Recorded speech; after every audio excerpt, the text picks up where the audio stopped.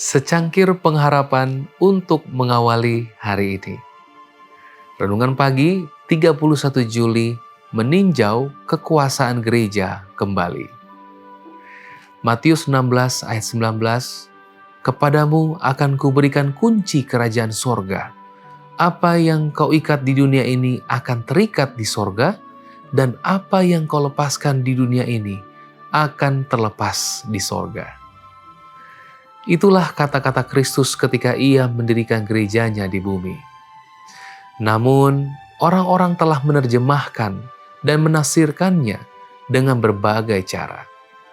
Versi King James misalnya, menerjemahkannya sebagai apapun yang kau ikat di bumi akan terikat di surga, yang membuatnya tampak bahwa surga mengesahkan apapun yang diputuskan gereja di bumi.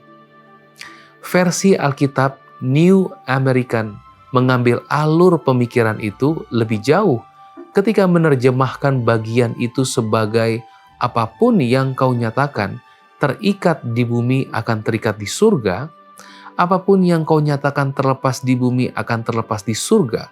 Penafsiran seperti itu tidak sesuai dengan apa yang sebenarnya Yesus katakan. Bentuk kata Yunani dengan jelas menunjukkan bahwa kita harus menerjemahkan kata kerja tersebut sebagai akan terikat.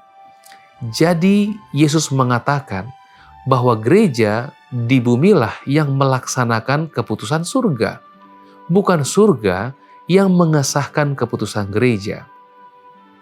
Itu bukan perbedaan yang tipis.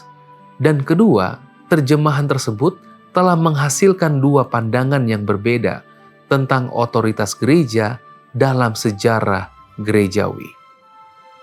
Seventh-day Adventist Bible Commentary dengan tepat memahami ayat tersebut dengan mencatat bahwa memperluas makna mengikat dan melepaskan kewenangan untuk mendikte apa yang boleh dipercayai dan apa yang boleh dilakukan oleh anggota gereja dalam hal iman dan prakteknya, berarti menafsirkan firman Kristus ini lebih dari yang ia maksudkan dan lebih dari yang dipahami oleh para murid.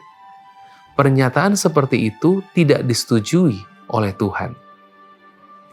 Wakil Kristus di bumi memiliki hak dan tanggung jawab untuk mengikat apapun yang telah diikat di surga. Dan untuk melepaskan apapun yang telah dilepaskan di surga, yaitu untuk menuntut atau melarang apapun yang diungkapkan dengan jelas oleh inspirasi. Namun, penafsiran yang melampaui hal ini berarti mengganti otoritas Kristus dengan otoritas manusia.